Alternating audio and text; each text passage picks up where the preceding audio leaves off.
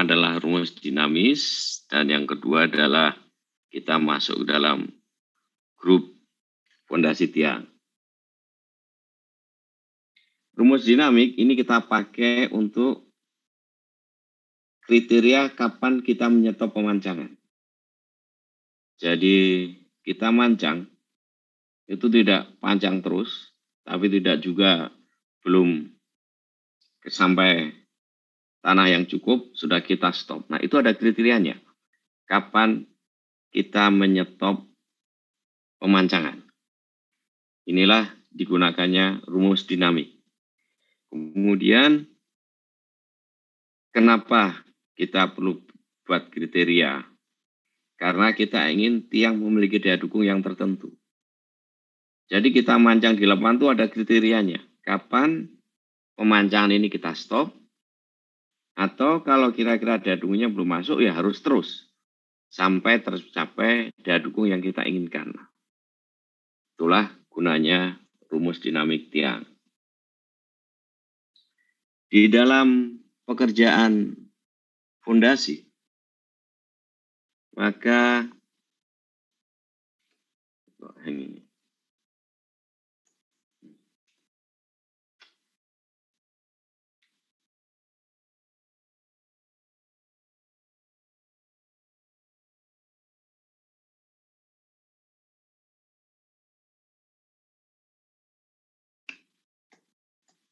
kok ini.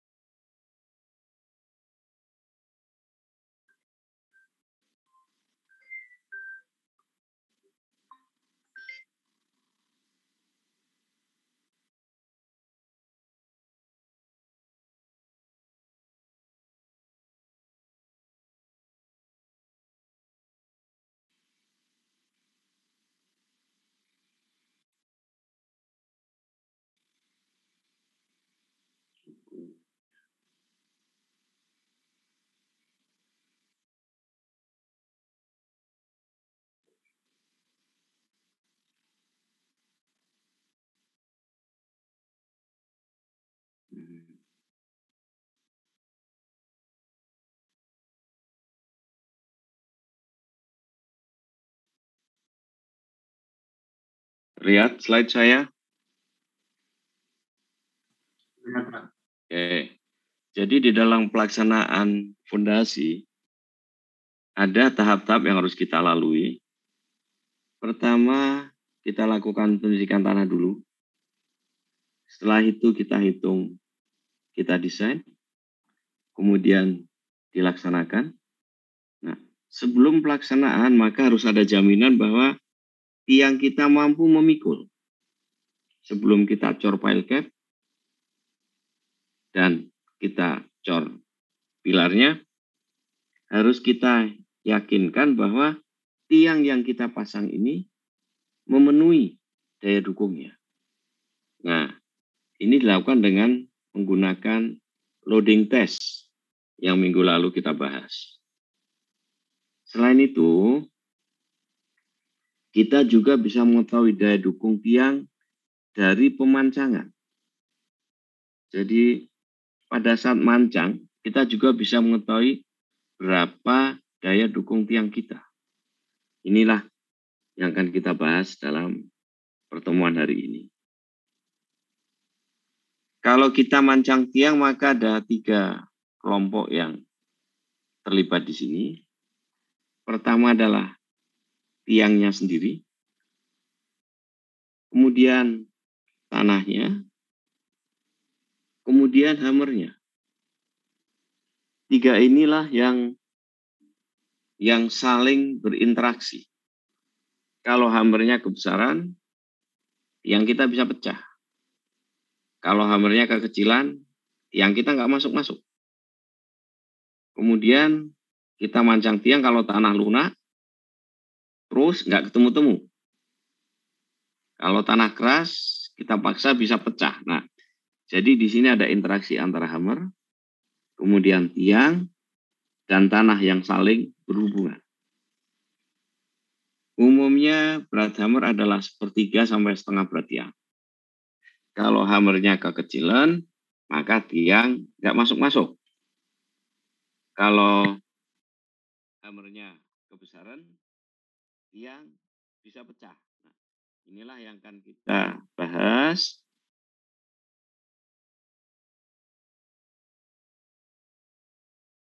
Yaitu mengenai calendering atau rumus dinamik tiang.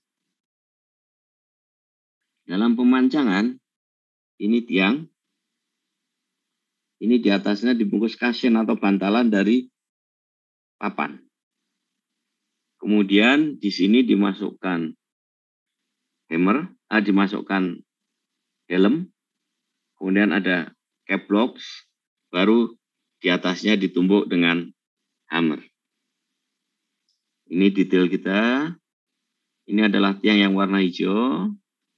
Di atasnya ada cushion. Ini bantalan. Kemudian ini helm kita. Nah, habis itu cap blocks. Nah, baru ini kita pukul. Di dalam pemancangan, di saat-saat akhir, untuk mengetahui apakah pemancangan boleh di stop atau pemancangan harus lanjut, ini ada yang namanya calendering. Kalender menunjukkan angka perubahan yang kontinu. Nah, jadi di akhir pemancangan, kalender ini dilakukan dengan menempelkan kertas grafik.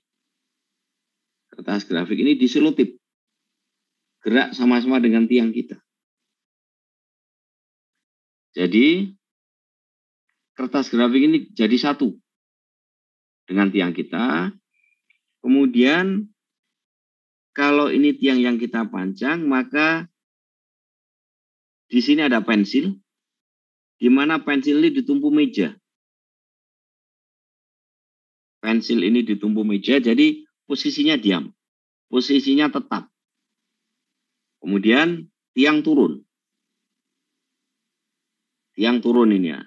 Nah, ini akan membuat tulisan di dalam kertas grafik ini. Posisi pensil ini diam. Kertasnya yang turun ke bawah. Mengikuti pemancangan tiang. Jadi, ini menggambarkan pergerakan tiang kita. Karena posisi pensil diam, kemudian ini ada kertas grafik, ini posisi pensil kita diam, maka semula di sini nanti akan kertas grafiknya turun ke sini. Nah, nanti ada garis seperti ini. Ini posisi kertas grafik awal, ini kertas grafik kemudian. Pensilnya diam. Hasilnya nanti seperti ini. Inilah yang dinamakan dengan calendering. Apa yang bisa dapat kita baca dari grafik ini? Kembali lagi, ini adalah tiang kita. Kemudian ini kertas grafik kita ini di selotip ini. Jadi gerak sama-sama dengan tiang kita. Kemudian ini dipukul. Deng. Apa yang terjadi? Yang terjadi adalah tiang kita turun bersama kertas grafik. Ini pensil kita. Posisi pensil. Dipukul dok itu, maka tiang akan turun bersama kertas grafik. Semula di sini, sekarang jadi ada garis seperti ini tergambar. Jadi ada garis yang tergambar seperti ini. Karena semula di sini, kemudian tiangnya turun. Ya, tiang turun, ini yang bentuk garis seperti ini. Yang terjadi tiang turun, Tapi kalau kertas grafik, tiangnya naik. Kalau kita lihat koordinat di sini, maka tiang ini sepertinya tiangnya yang naik. Padahal yang terjadi adalah tiangnya yang turun. Kemudian hammer ini mukul dok, tiang akan turun. Nah, hammer loncat ke atas, ya. Hammer naik ke atas, maka tekanan di tiang berkurang. Hilang ini. Gaya yang dorong ini hilang. Apa yang terjadi? Tiang mengalami elastisitas. Semula menerima beban tekan, kemudian tekan ini hilang, Bang. Jadi tiang akan naik sebagian ke atas. Semula posisi awal turun, sekarang naik. Nah, karena tekanan ini hilang. Ini elastisitas daripada tiang kita, PL per AE. Maka apa yang terjadi? Ini kertas grafik akan naik lagi. Sini, ya. Akan naik. Nah, ini nanti yang tergambar di kertas grafik seperti ini. D2 ini. Jadi D1 ini kalau yang terjadi adalah penurunan ini. Kalau di kertas grafik naik. Kalau ini sumbu koordinat kita, ini seperti ini naik. Kemudian yang terjadi, habis itu tiang naik, karena tekanannya hilang. Kalau di kertas grafik, turun seperti ini. Jadi ada turun, kemudian ada sebagian naik. Nah, yang terjadi adalah pada waktu mancang, kita pensil di sini, terus dong, habis itu tiang naik ke atas. Nah, ada ini begini. Kemudian waktu mau mancang yang kedua, kita geser kertas pensil kita. Jelek. Nah, nanti ada naik, ada turun lagi. Pensil digeser. Nah, hasilnya nanti seperti ini. Ini waktu deng, tiang turun, gambarnya begini, naik, pensil geser dikit. Ini turunnya tiang.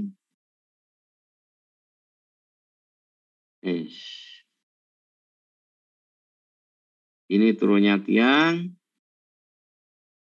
Kemudian naik tiang. Turun tiang yang berikutnya. Ini naiknya tiang karena elasticity.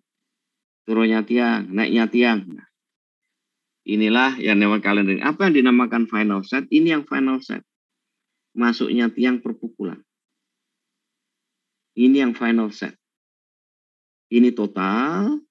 Ini elastik. Ini yang final set yang plastik. Jadi masuknya per tiang per satu pukulan itu yang ini. Dalam spesifikasi biasanya masuknya tiang per 10 pukulan. Kalau untuk tiang beton umumnya 1 inci. 1 inci adalah 25 mili per 10 pukulan, atau 2,5 cm per 10 pukulan, atau 2,5 mili per 1 pukulan. Yang masuk ke dalam tanah. Ini masuk plastik permanen. Ini masuknya. Ini masuknya. Ini adalah gambar dari calendering dalam kertas grafik. Apa yang terjadi sebalik? Yang dari ini dibalik seperti ini. Yang terjadi. Kenapa? Karena pensilnya yang diam, kertasnya yang gerak. Yang terjadi adalah waktu dipanjang, deng, tiang turun seperti ini. Kemudian hammer naik ke atas, tekannya hilang, elastisitas, nah, tiang naik ke atas. Ujung tiang, ujung atasnya. Kemudian panjang lagi. Tiang turun, jrek. Kemudian tekanannya hilang, naik lagi tiangnya. Dipancang turun. Hammernya loncat, tekanannya hilang, naik lagi ke atas, sebagian naik. Panjang turun, sebagian naik. Panjang turun, naik sebagian naik. Ini yang dinamakan dengan final set. Masuknya tiang per 1 pukulan, atau masuknya tiang per 10 pukulan. Ini adalah contoh apabila kita ketemu tanah yang ujungnya keras. Kalau ujungnya keras, nggak bisa masuk. Cuman dang dong aja lah seperti ini. Hampir nggak masuk. 1 mili per 1 pukulan. Atau ini 9 mili per 10 pukulan ya. Jadi semakin keras, semakin nggak masuk. Kalau batu ya nggak akan masuk ini. Nah, kalau tanahnya masih bisa belum keras seperti ini, masih tembus, jelus. Inilah yang dinamakan dengan final set. Masuknya tiang per 10 pukulan. Kalau di sini 1, 2, 3, 4, 5, 6, 7, 8, 9, 10. Nah ini ujung sini ke ujung sini. Inilah final set. Untuk tiang beton biasanya final set di lapangan adalah 1 inci per 10 pukulan. Atau 25 mili per 10 pukulan. Atau 2,5 mili per 1 pukulan. Ini yang dinamakan dengan final set. Ini. Masuknya tiang per bisa 1 pukulan atau 10 pukulan. Kalau 10 pukulan ya 10 pukulan berapa turunnya. Kalau 1 pukulan ya 1 pukulan berapa turunnya. Kemudian untuk tiang beton, karena dikhawatirkan kalau beton itu dipanjang terus pecah, maka dibatasi pukulan tidak lebih dari 2000. Jadi mulai ujung yang paling pertama sampai ujung yang terakhir biasanya tidak boleh lebih dari 2000. Takut betonnya pecah. Kalau tiang baja kita tidak khawatir dengan pecah. Karena itu speknya lebih ketat. Bukan 2,5 cm atau 25 mili per 10 pukulan, tetapi 10 mili per 10 pukulan. Jadi 1 pukulan boleh masuk maksimal 1 mili. Nah, kalau ini spek kita. Ini spek kita ini. Jadi disyaratkan spek ini adalah final setnya adalah 1 cm per 10 pukulan. Yang terjadi 1,5 cm per 10 pukulan. Pertanyaannya, kalau yang terjadi 1,5 cm per 10 pukulan, pemancangan harus dilanjutkan atau sudah bisa di stop?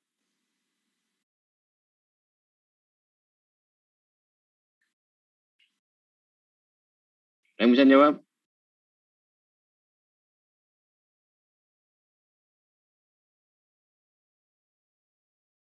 Syaratnya 1 cm per 10 pukulan.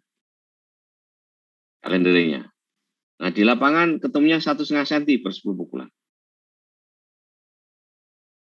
Ini artinya harus kita teruskan atau boleh di stop kalau 1,5 cm.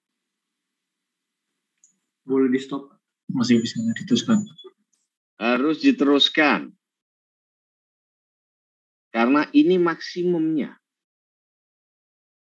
Nggak boleh kalau belum lebih kecil itu. Nah, jadi kalau masih 1,5 cm teruskan. Sekarang kalau 0,5 cm per 10 pukulan, boleh di stop nggak? Boleh, Pak. Oh, nah, artinya apa? Semakin bagus daya dukungnya, masuknya semakin banyak atau semakin sedikit? Semakin sedikit. Semakin sedikit, itulah kita batasi. Jadi maksimal 1 cm, bukan minimal, maksimal. Karena prinsipnya semakin baik tanahnya, semakin susah masuk. Kalau lumpur kan belas saja. Batu nggak bisa masuk. Nah, itu udah ekstrim. Jadi kita di antara itu boleh masuk, tetapi masuknya tidak lebih dari 1 cm per 10 pukulan. Kalau 0,5 cm boleh. Karena sudah masuk kriteria. 9 mili boleh. Tapi kalau 1,5 senti atau 2 senti nggak boleh, karena masih jeblos terhadap kriteria yang kita pakai. Inilah yang terjadi pada waktu kita pancang. Ini deformasi total namanya. Ada deformasi total. Kemudian naik lagi ke atas. Kalau naik ke atas namanya ini deformasi elastik. Karena tekanannya hilang, tekanan dari hammer hilang langsung naik celek. Nah, ini elastik. Inilah masuknya tiang per satu pukulan. Deformasi plastik atau elastik masuknya tiang itu.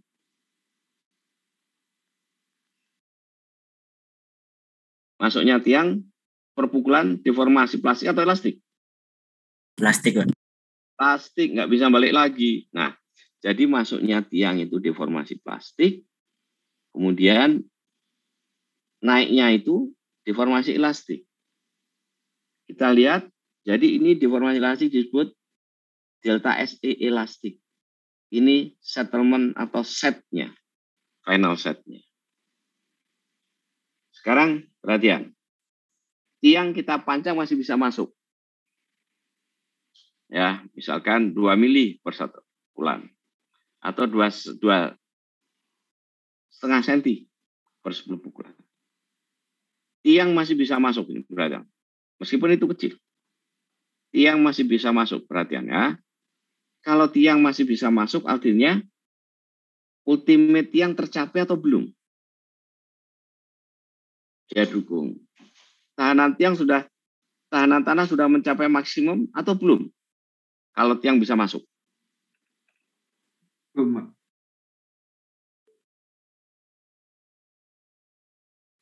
Perhatian. Kita mancang tiang ini.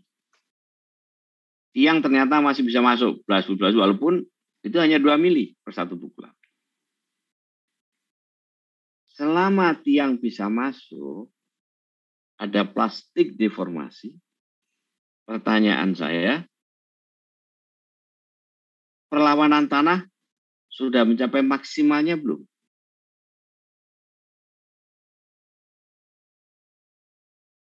Yang bisa nembus tanah bisa masuk. Artinya perlawanan tanah sudah mencapai maksimal belum? Belum, Pak. Yang bisa masuk. Kita perhatian. Tadi kalau ketemu batu, yang masuk nggak? Enggak, Pak. Nggak masuk. Ya. Kalau kita paksa, yang kalah batunya atau tiangnya? Tiangnya. Tiangnya. Tadi contohnya lempung masih bisa masuk. Ya. Artinya kalau masuk, ultimate-nya tercapai, Pak. Tercapai nggak selama tiang masih bisa masuk? Tercapai, Pak. Tercapai. Nah, lihat aja batu. Batu nggak masuk. Yang kalah tiang. Ultimate-nya tidak tercapai. Lempung tadi, belas bisa masuk. Artinya ultimate-nya tercapai. Jadi selama tiang bisa masuk, walaupun itu 1 mili, 2 mili, ultimate tercapai di situ. Nah, ini hubungannya dengan load deformasi elastik plastik seperti ini. Jadi selama masih bisa masuk, ya, ultimate tercapai. Kalau ujung itu batu sangat keras, nggak bisa masuk, tiangnya yang patah. Jadi selama masih bisa masuk, ultimate tercapai. Nah, kita lihat deformasi yang terjadi. Ini seperti ini. Waktu kita tekan, ultimate sudah tercapai ini. Ceret, ceret, ceret. Kurva elastik plastik. Panjang, ceret, mencapai ultimate-nya turun. Inilah yang dinamakan dengan plastik deformasi. Final set masuknya tiang. Kemudian hammer naik ke atas, tekanannya hilang, ceret jadi 0. Maka ini adalah elastik, ini adalah plastik, ini adalah elastik, ini adalah plastik. Saya ulangi lagi. Final set itu yang S atau delta SE? Butuh S, Pak. S masuknya tiang. Ya. Dengan masuknya tiang, ultimate tercapai. Karena kalau yang nggak masuk, ini hanya di sini aja. Ini ada plastik deformasi. Nah, malah hang lagi nih.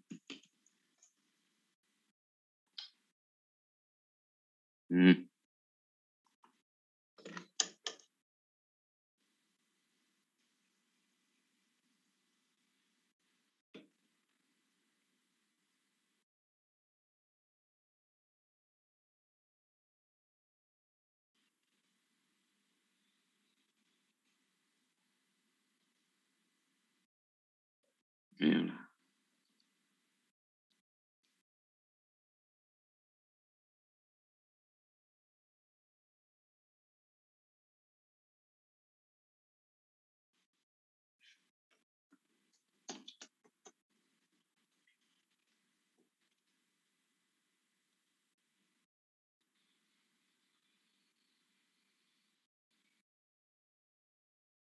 Ini kenapa kok sering ya?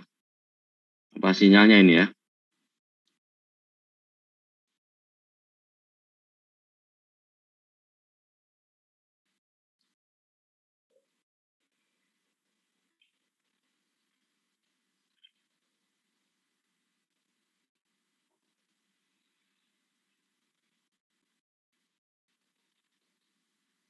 Lihat slide saya ini. Ya, Pak. Jadi yang terjadi, yang dialami dia adalah lo deformasi seperti ini.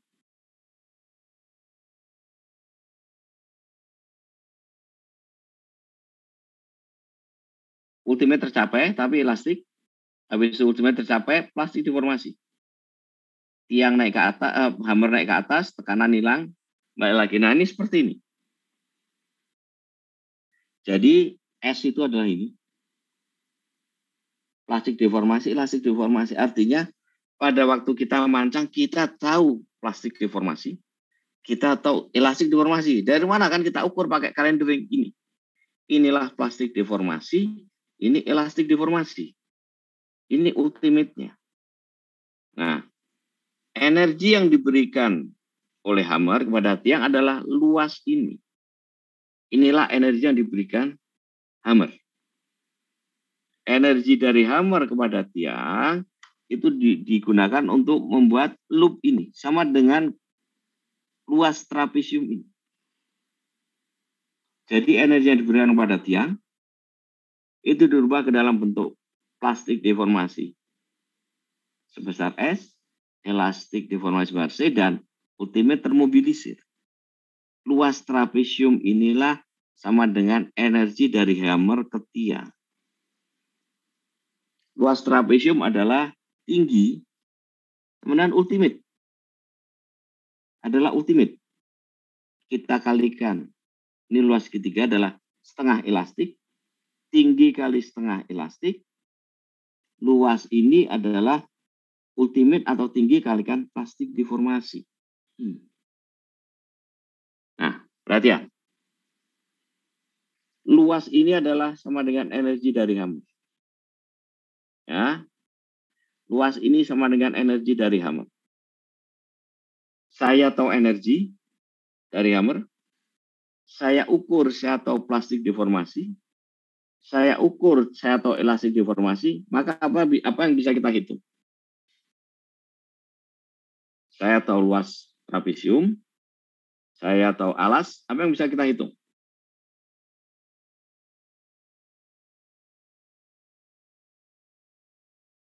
Butuh energi disipasi atau energi buat membuat tanah masuk, Pak.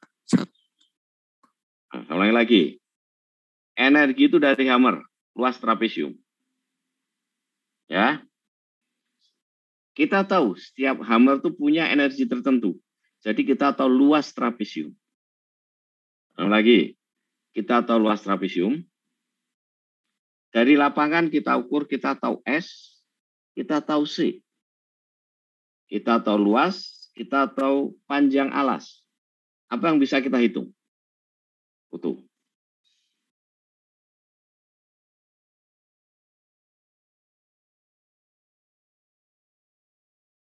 Niko?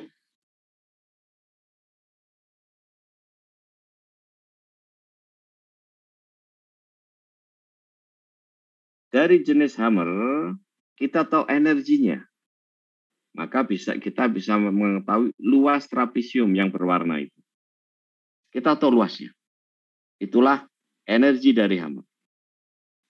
Dari lapangan kita dapat S, kita dapat C. Maka apa yang bisa kita hitung, Putu? RU-nya, Pak. RU tinggi. Oh, Iya. gampang banget kayak gitu. Ini kan gampang, kita tahu luas trapesium. Ya, Pak. Alasnya tahu, maka kita bisa hitung tingginya.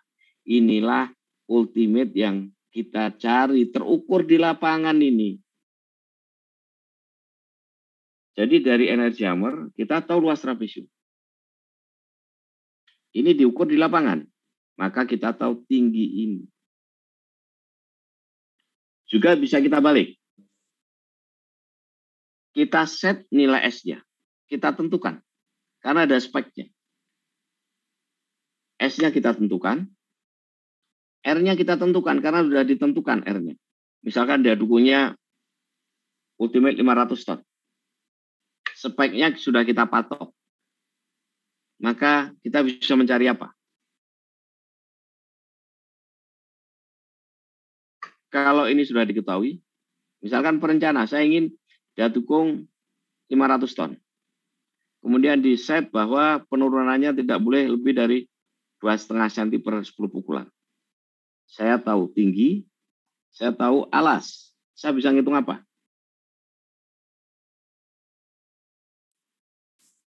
Luasnya, Pak. Luasnya. Jadi saya bisa mencari apa? Berat energi, iya. Saya tahu luasnya, saya tahu energinya, saya bisa milih hammernya. Ya, saya bisa milih hammernya. Bisa juga saya tahu hammernya, saya tahu luas trapesium. Saya tentukan nilai tinggi ini. Maka saya bisa mencari final setnya untuk di lapangan. Oke. Kembali lagi. Artinya pada saat mancang, ini terukur nilai S dari data kalendering. C terukur. Kita tahu energi hammer. Kita tahu luas trapesium. Kita tahu panjang alas ini. Kita bisa ngitung P ultimate. Jadi pada waktu pemancangan, langsung kita bisa cari ultimate-nya sekian. Dari mana? Kita tahu S. Kita tahu C. Kita tahu luasnya. Maka kita bisa menghitung tingginya. Tinggi trapesium ini. Jadi langsung di lapangan kita bisa ketahuan ultimate-nya sekian. Dengan mengetahui luas trapesium atau energi, kemudian pengukuran S dan pengukuran C di lapangan. Nah, sekarang bagaimana kita mencari energi yang diterima oleh tiang atau luas trapesium itu? Kalau tiang kita pukul dengan hammer, maka energi hammer bisa memobilisir energi yang besarnya adalah tinggi jatuh kali berat hammer. Tinggi jatuh dikalikan berat hammer, itulah energi hammer. Tetapi karena ada friksi waktu hammer jatuh, maka ada reduksi. Sehingga di sini ada namanya efisiensi. Yang nilainya lebih kecil dari 1. Jadi energi yang diberikan hammer adalah tinggi jatuh kali berat hammer kalikan faktor yang lebih kecil dari 1. Ini pas belum memukul sampai di sini. Nah, kemudian tak, hammer ini kena tiang. Ya, maka energi yang tinggi jatuh kali berat kali tinggi jatuh ini akan dibagi 2. 1 dipakai hammer untuk mental ke atas. Ya, 1 dipakai hammer untuk mental ke atas.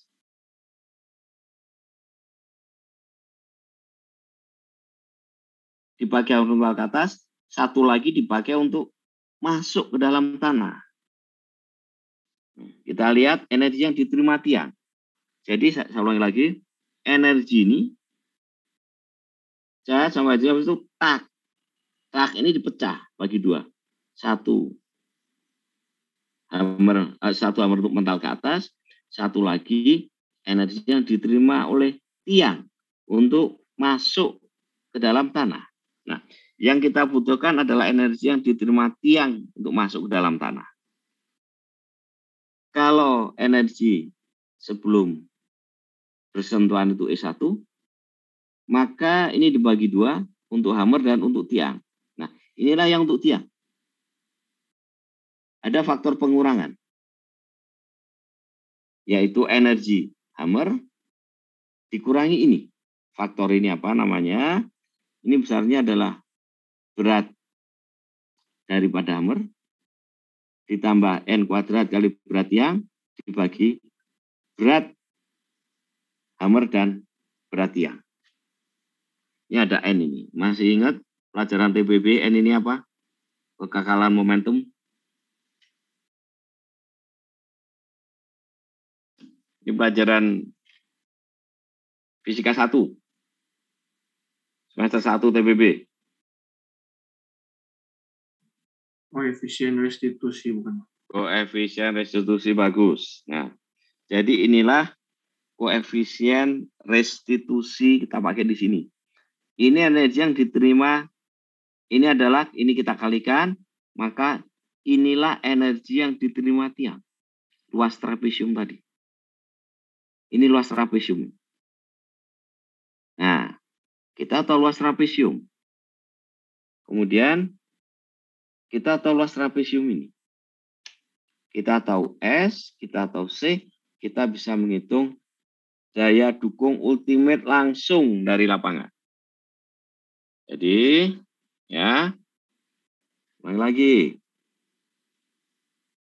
Luas trapesium adalah energi yang diterima tiang ini.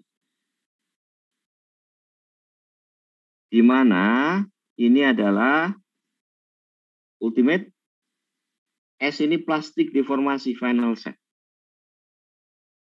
Kemudian E ini elastik. Perhatian, ini elastik.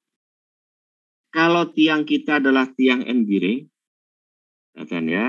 Kalau tiang kita murni N biring, ini RU nih. RU, maka penurunan adalah berapa? Pemendekan hukum Hooke. Ini L AE. PL per AE. Ini kalau tiang kita tiang N biring, tidak ada friksi. Deltanya adalah RU kali L per AE. Nah, kalau tiang kita ada friksi, perhatian ya. Kalau tiang itu ada friksi di sini,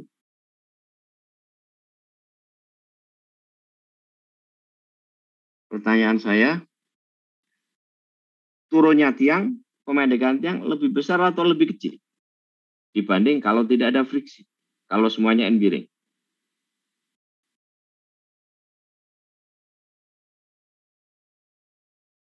Ulangi lagi, saya punya 2 ekstrim kondisi. Ini adalah murni N biring. Ya, maka PL per AE. Oke, satunya lagi, ini ekstrim. Kemudian kenyataannya tiang ada friksi.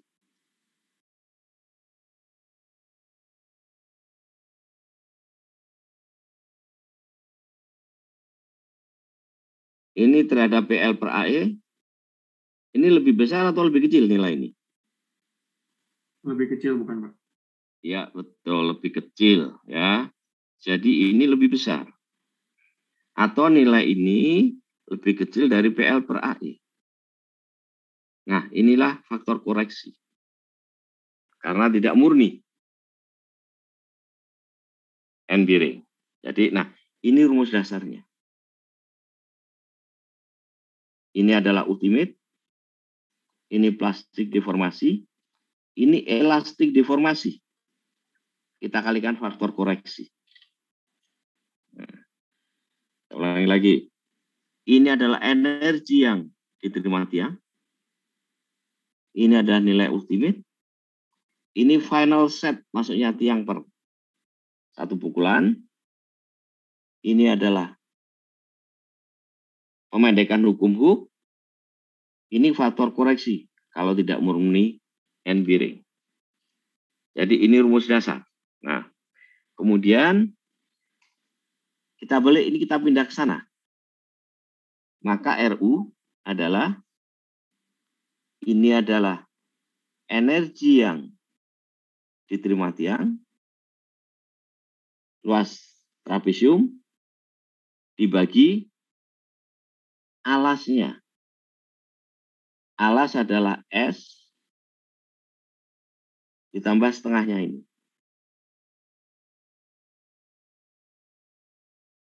Itulah ultimate daya dukung tiang yang terukur langsung di lapangan. Terukur langsung di lapangan. Karena kita tahu energinya, kita tahu plastik deformasi, kita tahu elastik deformasi. Nah, kembali lagi, ini adalah tinggi trapesium. Ini adalah luas trapesium. Ini adalah plastik deformasi. Final set, maksudnya tiang per satu pukulan. Ini adalah hukum Hooke. Kita kalikan koreksi di sini. Kenapa setengah? Setengah ini karena segitiga. Karena bentuknya seperti ini. Nah, ini S. Kemudian ini yang elastik ini.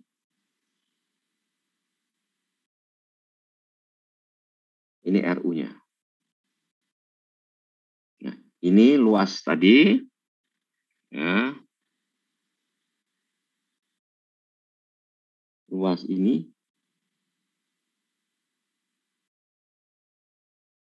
Adalah ini. Sehingga langsung kita bisa tahu. Ini rumus dasar seperti ini. Ini rumus dasar.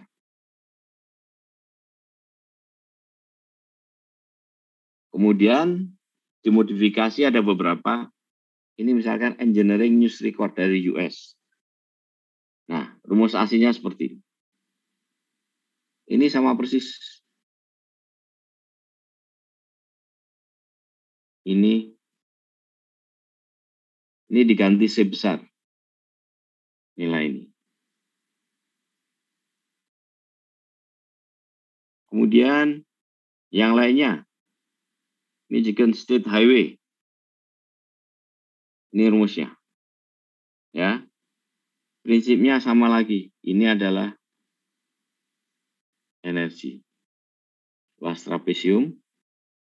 Plastik deformasi. Ini elastik deformasi.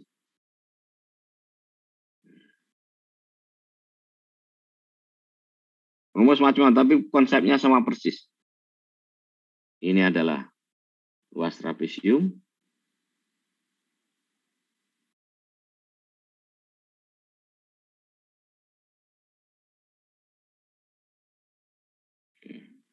Banyak sekali rumus. Ada puluhan. Tapi intinya sama. Yaitu luas trapesium adalah ultimate dikalikan plastik ditambah setengah elastik deformasi. Nah, nanti ada contohnya ya. Ada yang ingin tanyakan sebelum saya pindah topik berikutnya?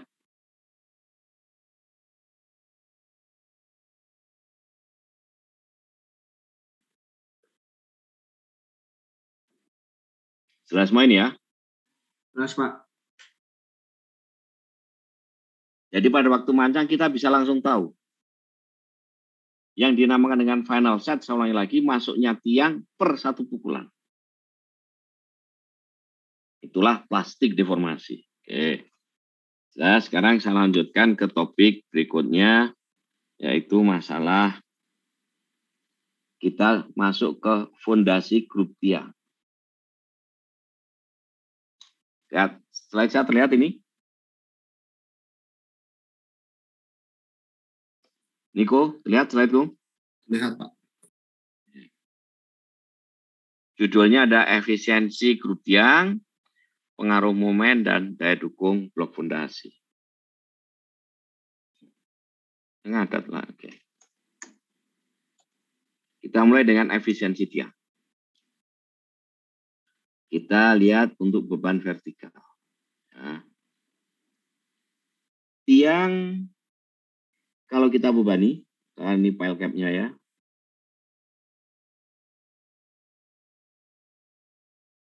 Yang kita bebani, maka masih ingat pola keruntuhannya seperti ini.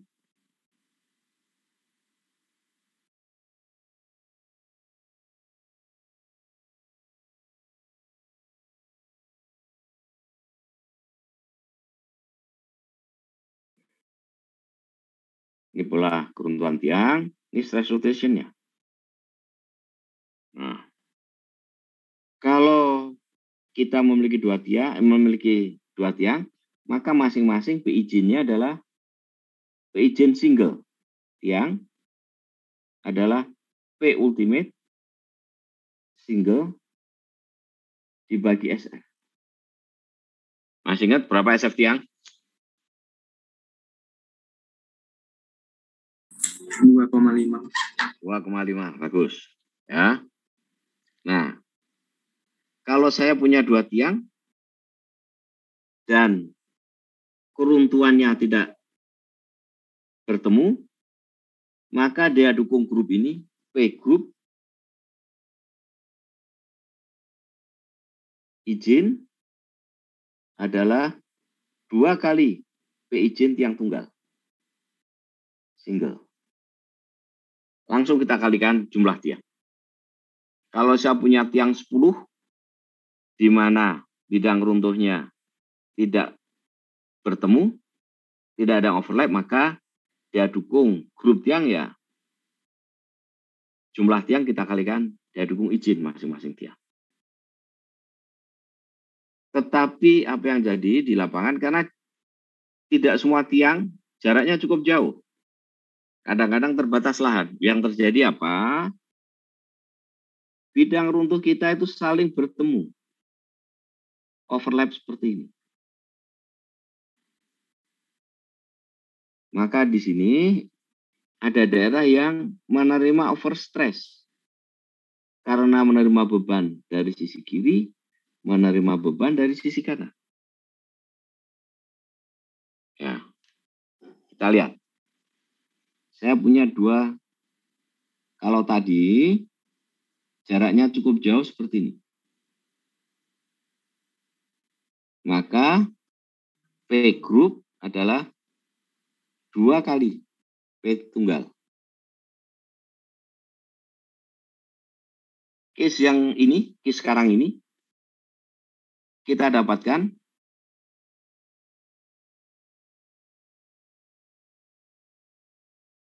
seperti ini. Ada overlap. P group menurut ya ini.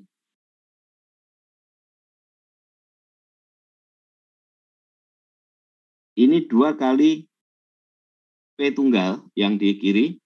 Nah, saya lebih besar, lebih kecil, atau sama dengan. Karena daerah yang overlap ini. Dengan adanya daerah yang overstress, maka daya dukung grup yang kiri dengan yang kanan besar yang mana? Faza.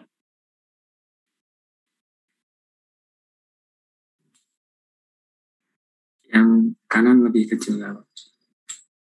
Yang kanan lebih Kecil bukan, kecil. Pak? Betul. Kenapa yang kanan lebih kecil?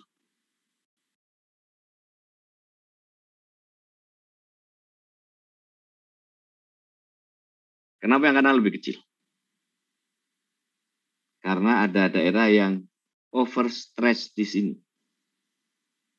Ya, ada daerah yang overstress, failure di situ. Jadi kalau jaraknya cukup jauh, maka efisiensinya 1, tidak ada reduksi. Semakin dekat, dekat sekali nanti, nah ini overlapnya semakin banyak, reduksinya semakin besar. Jadi semakin dekat yang faktor reduksinya semakin besar. Faktor reduksi ini hanya dengan efisiensi. Nah, kita lihat seperti ini. Ini kalau tiang tunggal, jaraknya jauh, maka single yang terjadi adalah saling overlap ini. Terjadi reduksi.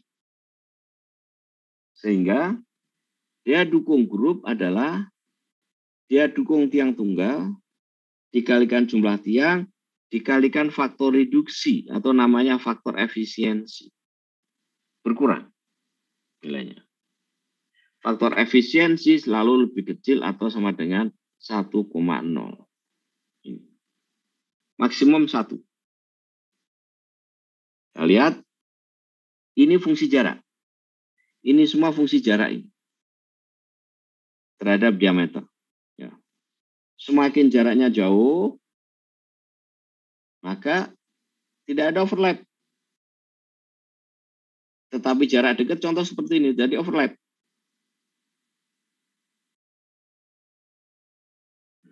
Nah, inilah namanya faktor grup efisiensi, ini jarak tiang. Jaraknya diukur terhadap jarak dibagi diameter.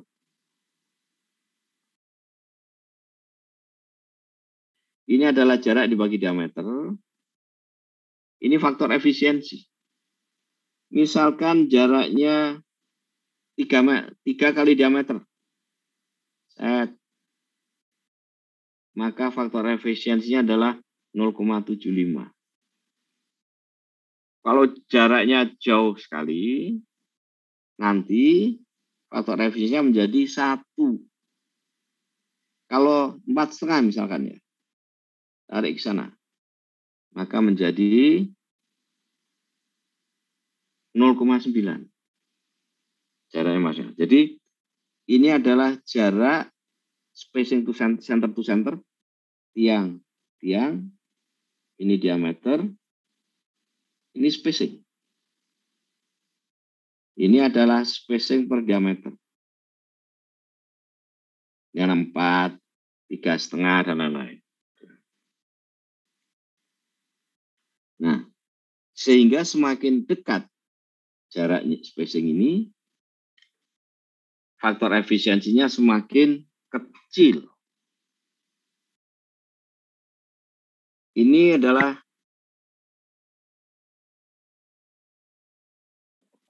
misalkan saya punya grup tiang, beban kita P. Kita ada N kolom, ada M lajur. Jumlahnya adalah M kali N.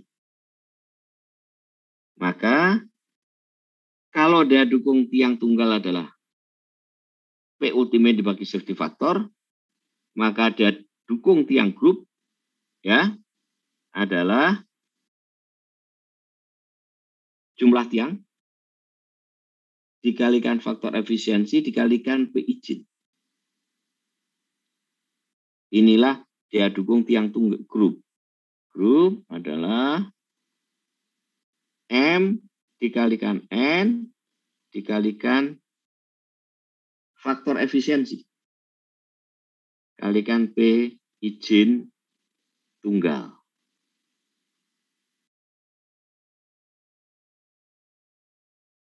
Ini reduksi akibat jarak, karena dengan ada jarak yang tidak cukup jauh terjadi overlap.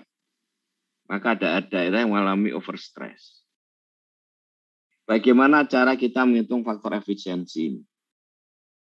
Inilah faktor efisiensi. Nah, yang tergantung daripada spacing center to center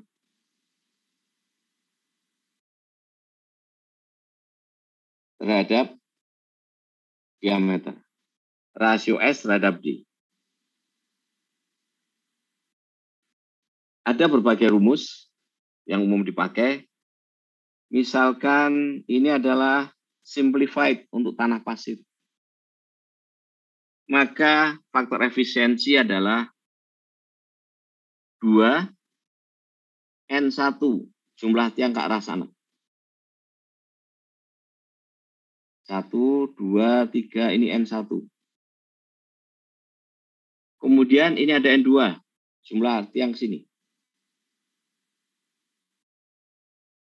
1, 2, 3, N2. Ini tiang kita.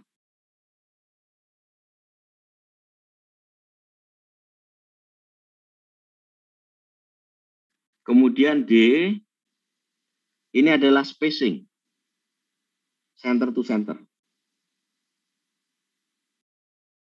D besar adalah diameter. Kemudian P apa? P keliling. Keliling ini. Atau kalau kotak ya ini, 4 kali ini. Ukuran kotaknya. N1 kembali lagi, jumlah kolom. N2 adalah jumlah lajur. Ini konvers labar yang juga terkenal. N1 sama. Jumlah tiang 1, 2, 3, 4, 5 arah kolom. N2 arah lajur. Tiang-tiang kita di sini. Kemudian sama N2. Ini N1. N1, N2 ini apa? Delta, theta. Ini adalah arkes tangan. Diameter dibagi spacing. Ini diameternya D. Spacingnya, ini adalah D itu diameter, spacingnya adalah D kecil. Spacing antar tiang. Ini D kecil, diameternya adalah D besar. 1 dikurangi ini. Inilah yang paling sering dipakai menggunakan rumus konvers labar. Ini contoh aja, nanti bisa dilihat di sini ya. Mudah ini. Misalkan jumlah lajur 4, jumlah kolom 3, kemudian diameternya ini kotaknya. Ini ukurannya 305 mm. Kemudian center to center. Ini adalah 2,5 D. Nah, ini masuk di sini, N1, N2, D-nya 2,5 kali ini, kemudian D,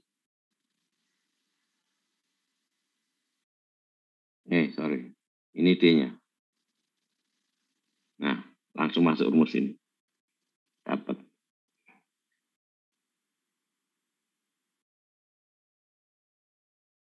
Oke, ini rumus yang lainnya. Ada juga Kenny. Ini prinsipnya sama. Ini MN itu sama dengan N1, N2.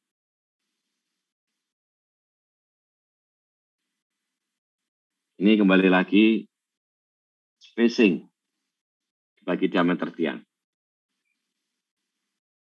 Oke. Ya, nanti bisa dilihat di contoh di sini. Kalau segitiga dan lain itu bisa ada cara mendapatkan kolom dan cara mendapatkan faktor efisiensi. Saya lanjutkan dengan pengaruh momen di file cap.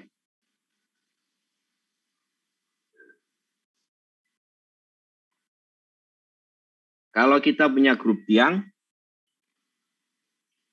maka grup tiang ini, tiang-tiang ini, disatukan dengan yang namanya pile cap. Kepala tiang. Ini yang menyatukan adalah pile cap. Ini tiang-tiang ini disatukan oleh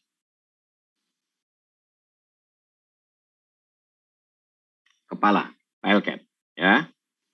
Gaya yang bekerja bisa vertikal, horizontal dua arah, momen juga dua arah. Ke arah sini, ke arah sana, vertikal, horizontal juga bisa dua arah. Kita lihat pengaruh momen sekarang. Sebelum itu, kalau kita punya grup tiang, kemudian ada beban aksial. Beban aksial itu di kolom, ini biasanya di pusat massa tiang, pusat gravitasi daripada pile cap ini. Misalkan saya punya N6, M4, 1, 2, 3, 4, 5, 6, 1, 2, 3, 4. Maka ada 24 tiang. Kemudian kita bebani. Kalau tiang kita, kalau pile cap-nya kaku, kemudian beban ini berada di pusat massa gravitasi, maka ini per tiang akan menerima beban yang sama.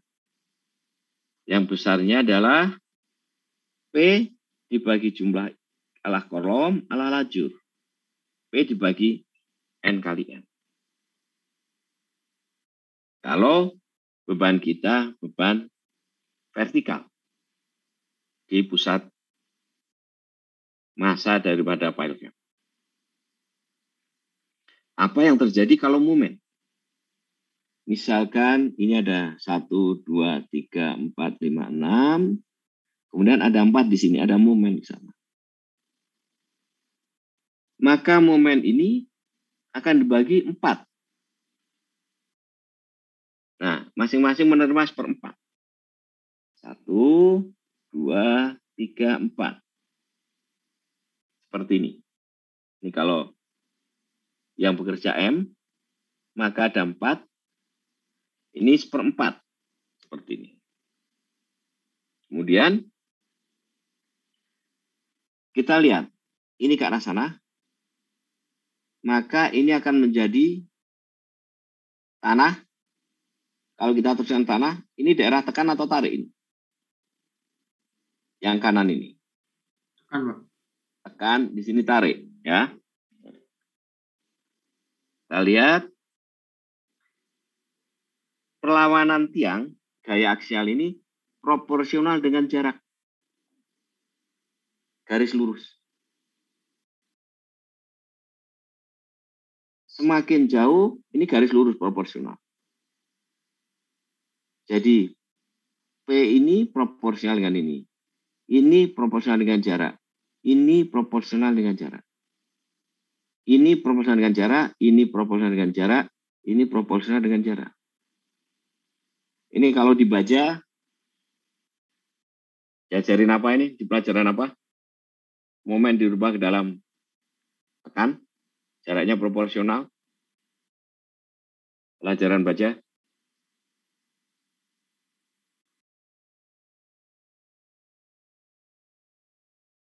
Jarak proporsional. Gayanya proporsional dengan jarak. Kemudian momen dilawan oleh gaya-gaya ini. Ini waktu kita ngitung apa? Pelajaran baca.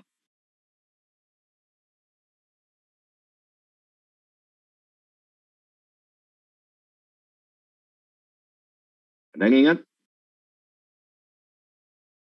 Satu perhitungan apa?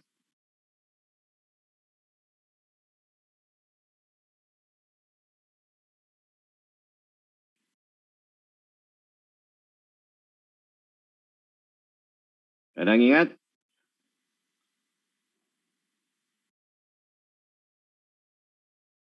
Diajarin paku keling nggak?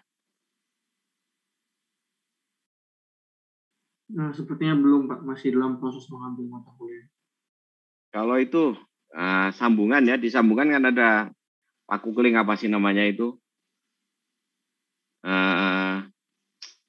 Baut. Diajarin kan perhitungan baut? Belum sampai ke materi itu. Belum sampai ke materi sambungan di baut. Iya, Pak. Oke, nah ini konsepnya sama. Di mana gaya yang diberikan oleh tiang itu proporsional dengan jarak. Linear. Ya. Sehingga besarnya P1 proporsional dengan jarak ini. P2 proporsional dengan ini. P3 proporsional dengan jarak ini. Nah. L1, P1, L2, P2, L3, P3. Ini sambungan di baut. Ya. P1 itu adalah proporsional. L1 kali alfa. Karena proporsional. Ini alfa itu sudutnya.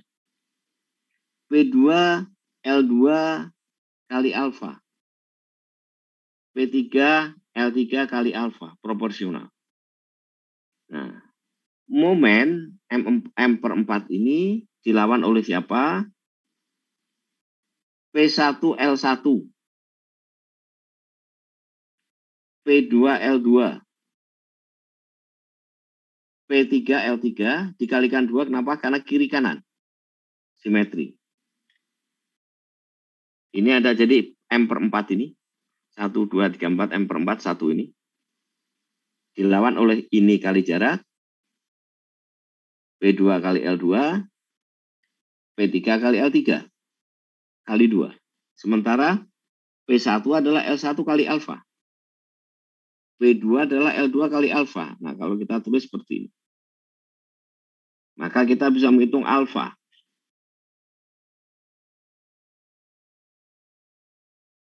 Inilah alfa. M/4 dibagi 2 kali kuadrat ini. Kita dapat alfa. Apa guna alfa? Alfa kita kalikan L1. Kita dapat P1. Alfa kita kalikan L2. Kita dapat P2. Alfa kita kalikan L3. Kita dapat P3. Nah, jadi harus kita cari alfa dulu. Kemudian kita dapat ini daerah tekan, ini daerah tarik. Ya, P3 adalah yang terbesar adalah P3. L3 kali alfa 3. L3 kali alfa ini P3. Jadi, kalau kita punya beban terpusat, maka kita punya beban terpusat dibagi rata. Kita punya beban momen, maka di sini kita cari alfa. Dari alfa kita cari nilai ini, yaitu L3 kita kalikan alfa, kita dapat. Ini kebaliknya, ini menjadi tekan terbesar, ini menjadi daerah yang terkecil, jadi arah ke sana ini. Ini bisa diterima? Putu bisa ngikutin ini? Siapa? Sehingga kalau kita ada momen, ada terpusat, beban terpusat langsung dibagi rata. Kemudian momen kita cari yang terbesar. Alfa kali L3. Nah, ini nilai alfa. Ini kali L3. Inilah beban terbesar. Ini harus lebih kecil dari daya dukung tiang tunggal. Nilai ini. Ini nilai terbesar di dalam grup ini. Nah, perhatian. Ya. Ini nilai terbesar. Ini kan momen. Ini terbesar di sini. ditambah beban merata. Ini nilai terbesar akibat momen dan akibat beban merata. Ulangi lagi, momen kita rubah ke dalam tekan dan tarik. Momen ini kita rubah tekan dan tarik. Ini daerah tekan, ini daerah tarik. Utuh. Asumsi apa? Sambungan asumsi apa ini? Sambungan di sini sehingga berubah menjadi tekan dan tarik.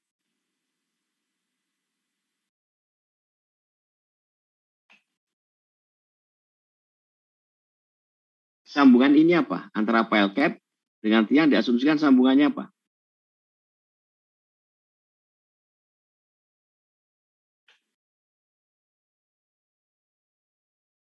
Sendi bukan, Pak? Gimana? Sambungannya apa tadi? Ya. Utuh, sambungannya apa?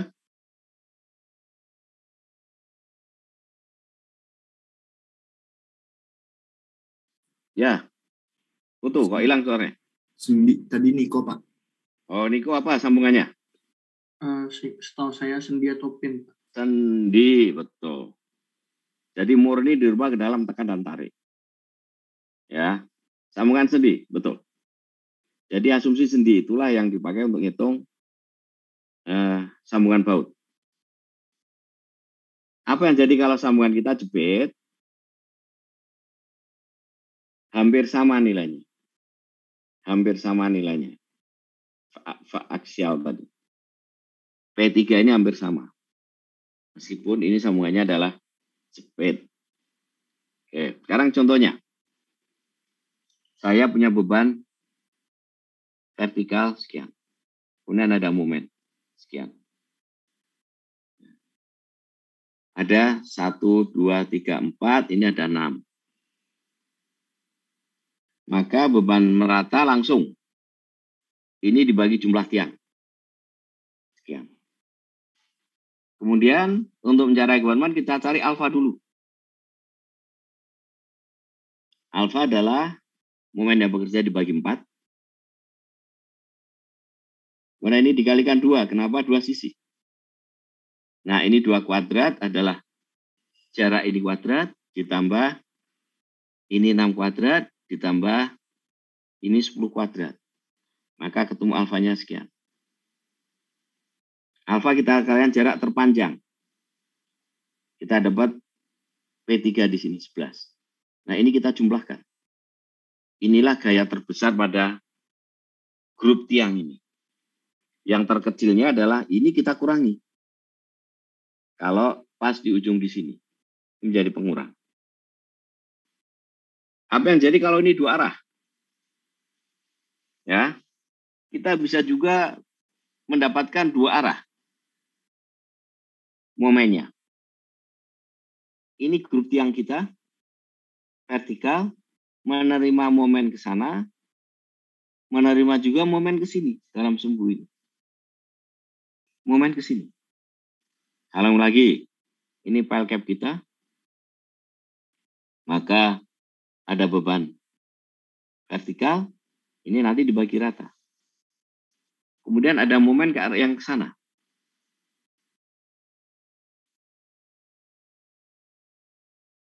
Kemudian ada juga momen ke arah sini. Nah, kita pilih satu-satu. Akibat beban vertikal ini dibagi rata. Seperti yang memikul beban yang sama arah vertikal. Kemudian akibat momen ke arah sini. Maka segitiga.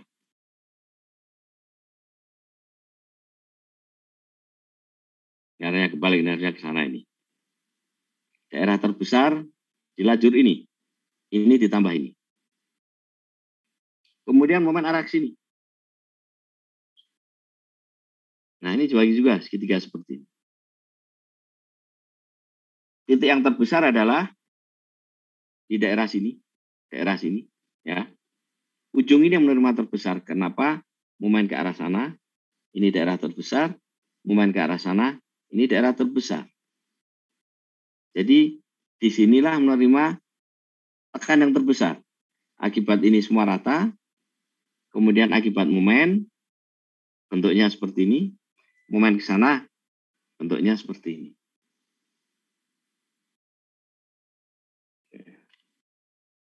Silakan, kalian tanyakan sebelum saya lanjutkan.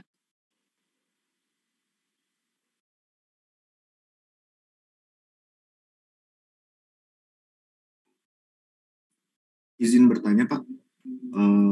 Silakan. Saya masih kurang paham yang dimaksud tadi sendinya, Pak. Sambungan itu sendi.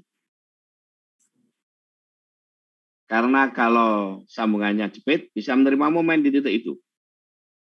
Di sambungan itu. Momennya akan dibagi merata.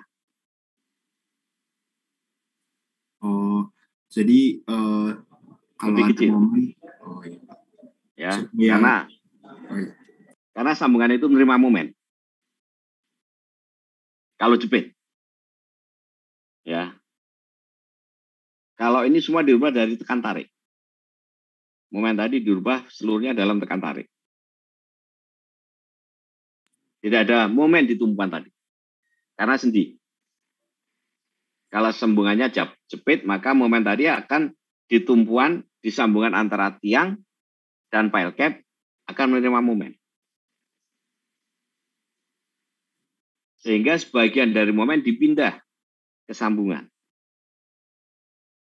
Tekan tariknya berkurang. Kebayang nggak, Putu? Oh iya, Pak, kebayang, Pak. Jadi kalau misalnya sambungannya jepit seperti itu, sebenarnya mungkin tekan tariknya bisa lebih rendah, tapi tidak Bisa signifikan. lebih rendah, ya. Tapi untuk praktisnya diasumsikan itu, Pak Kukling. Ya, itu dalam perhitungan begitu biasa. Kita ambil worst case. Ya, asumsi itu kembali ke sendi. Momen murni depan tekan tarik, sementara kalau jepit, momen sebagian dipindah ke momen. Ada juga tekan tariknya. Baik, Pak. Ya. Terima kasih, Pak. Ada yang lainnya?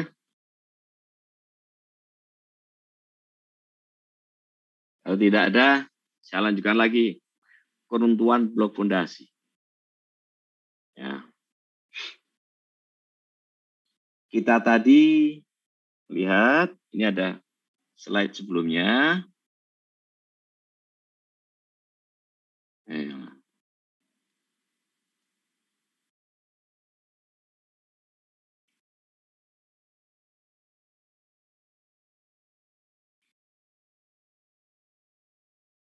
Tadi ada kita bicara grup tiang.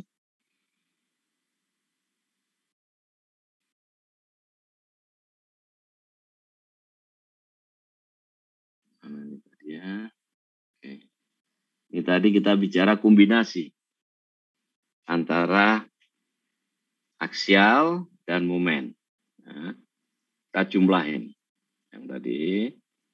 Nah, ini kombinasi antara aksial dan momen. Oke. Di mana aksial kita bagi rata, momen terbesar di ujung sini. Kita jumlahkan. Ini akibat beban merata, ini akibat momen. Kemudian, ini harus lebih kecil dari daya dukung tiang tunggal.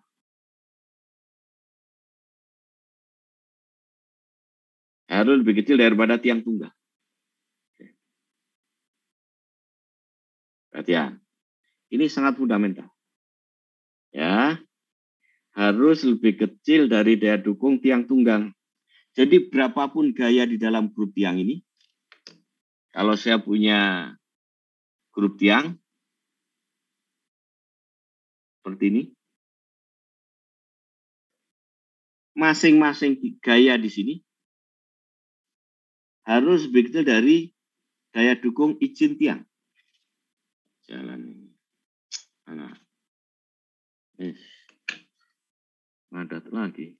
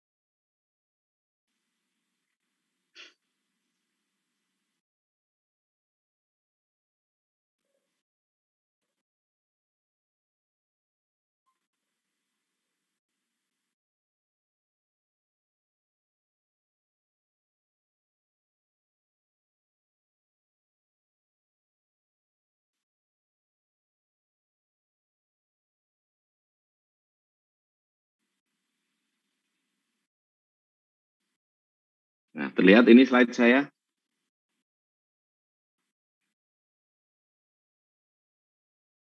Utuh, terlihat nih slideku? Grup tiang? Lihat nggak? Kelihatan, Pak. Oke. Tadi disyaratkan bahwa P pada masing-masing tiang, gaya pada masing-masing tiang, harus lebih kecil dari P izin. Tiang tunggal. Ingat ya tadi ya. Jadi gaya-gaya pada masing-masing tiang tidak boleh lebih besar daripada daya dukung izin tiang tunggal. Kita batasi. Ya. Apa konsekuensi dari asumsi ini? Adalah tiang bisa jeblos.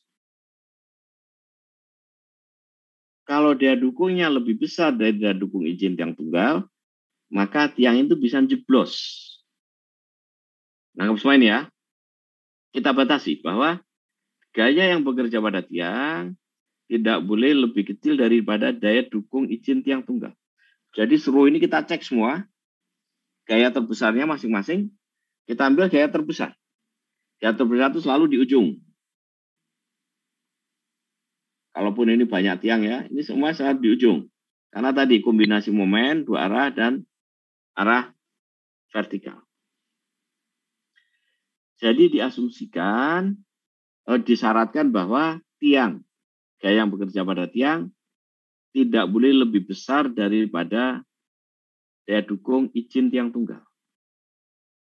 Asumsi ini didasarkan adalah kenapa? Karena nanti tiang jeblos. Satu-satu bisa jeblos. Ya. Tiang ini kalau nggak kuat nanti fail. Ini jeblos. Ini jeblos. Nah, itu tidak diizinkan. Ini adalah asumsi sebetulnya kalau jarak tiang cukup jauh.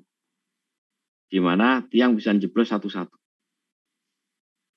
Dalam kenyataannya, kalau jarak tiangnya dekat, apa yang terjadi? Ini jadi kalau jarak tiang kita dekat. Yang terjadi adalah ini tiang dan tanah bergerak sebagai satu kesatuan. Ini bukan single pile lagi. Kalau jaraknya cukup dekat, atau ekstrim aja lah. Saya punya tiang seperti ini.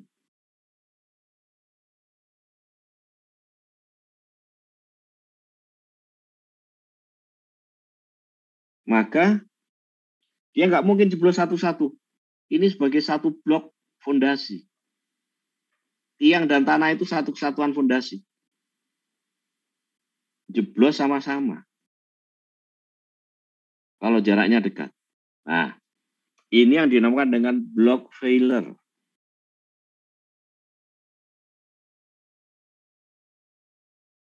Kalau jaraknya cukup dekat, tanah dan tiang itu satu blok, seakan-akan fondasi kita sebesar ini. Ini yang dinamakan dengan block failure. Jadi, kalau file cap di atas ini, mau ada 6 tiang, maka inilah block failure-nya. Tiang bersama tanah jeblos sebagai satu kesatuan. Daya dukungnya sama dengan daya dukung tiang yang seperti ini. Sama dengan daya dukung tiang yang seluas ini. Tiang kita jadi seluas ini. Namanya block failure.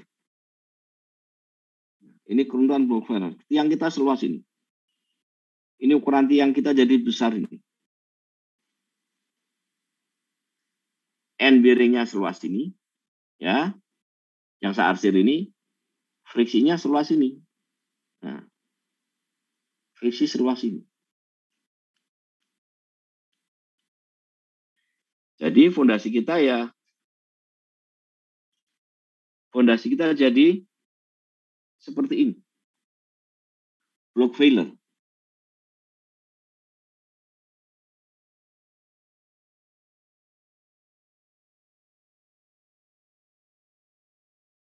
Ini satu kesatuan ini.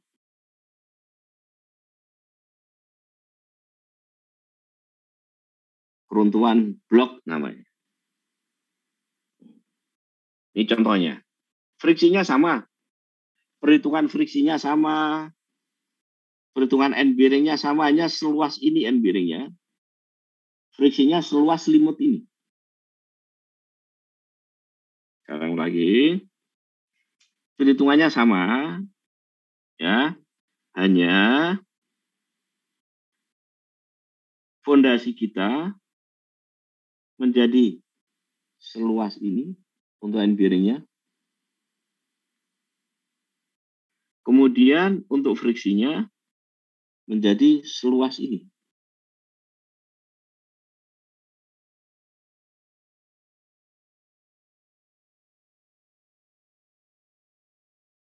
Nah, inilah yang dinamakan dengan block failure. Oke. Contohnya ini sama persis, ya. Kalau kita lihat di sini maka ini block failure. End bearingnya seluas ini. Ya, friksinya juga setebal yang selimut itu. Nah, contohnya, ini jadi seluas ini. Areanya menjadi seluas ini. Kemudian ini selimutnya. Oke. Ini namanya block failure. Pertanyaan saya, kita tadi ngitung P grup tiang sebagai gabungan dari jumlah tiang tunggal. Tunggal, dari tiang tunggal kali P izin. Kemudian kita juga punya P block failure. Nah, pertanyaan saya, mana yang terjadi? Grup gabungan dari tiang tunggal atau block failure, atau pertanyaan saya, kapan terjadi block failure, kapan terjadi grup gabungan tiang tunggal?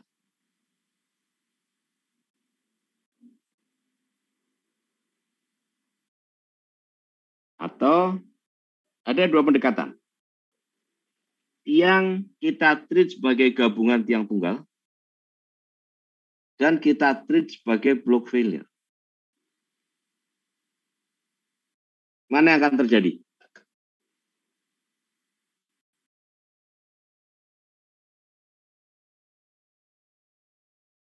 Yang bisa jawab?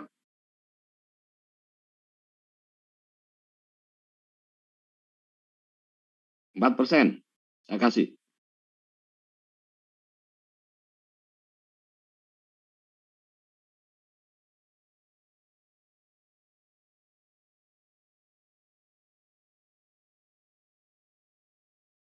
%4, lumayan. Mungkin saya izin mencoba, Pak. Ya. Kalau untuk block failure bisa terjadi ketika tiang-tiangnya atau kelompok tiangnya terlalu dekat sehingga mungkin luas, kalau mungkin ditinjau dari friksinya, mungkin luas dari bloknya ini lebih kecil dibandingkan luas dari selimut tiangnya bila dihitung satu persatu gitu, seperti itu, Pak.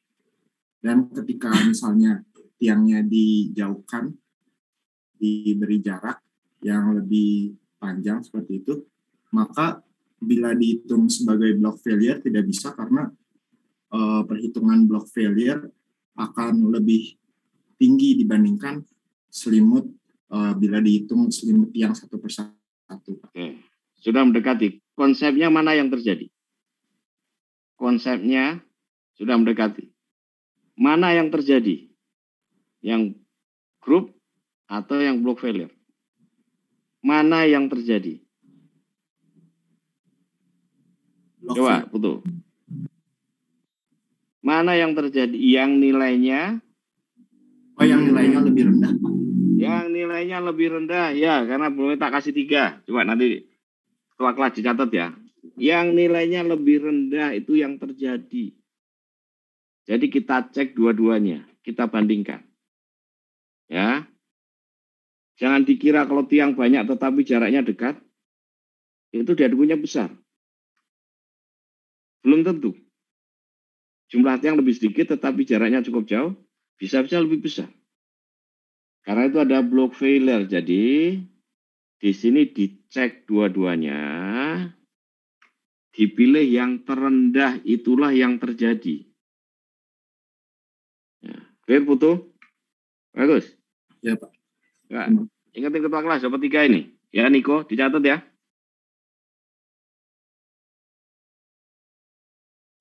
Jadi itu dibandingkan. Nah, ini selalu dicek. Kalau saya punya fondasi seperti ini juga ada, ini block failure ini. Dibandingkan dengan tiang tunggal. Jangan dikira kalau tiangnya dekat, banyak itu diadukannya lebih enggak, malah itu bisa berkurang. Karena yang terjadi block failure. Faktor efisiensinya karena dekat, faktor efisiensinya berkurang jauh. Nah ini block failure, cek satu-satu. Yang terkecil lah yang akan terjadi. Sama ini, kita cek satu-satu. Yang dominan yang mana? Apakah sebagai satu satuan podium, sebagai tawarin jeblos satu sama-sama, atau sebagai tiang tunggal? Yang terkecil lah yang terjadi. Oke, ya sampai di sini. Ada yang tanyakan?